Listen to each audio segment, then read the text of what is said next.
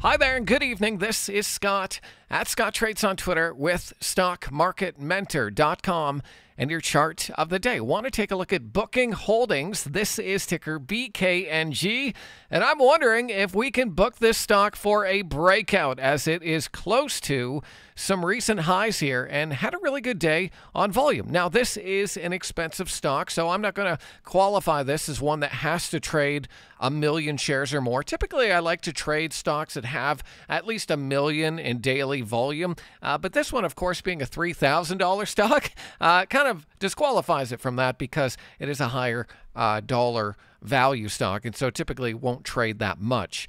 But I think this stock could be on the brink of a breakout here if it can get above and stay above that 32.50 level, which brings it above these highs from back in August. You can see how the stock pulled back, bounced nicely off the 200-day moving average. We had volume come in around that clear support zone, got back above the moving averages, and now could be potentially off to the races. So I'm going to set an alert on my software right around that 32.50 level and look for a strong move through that zone coming on volume.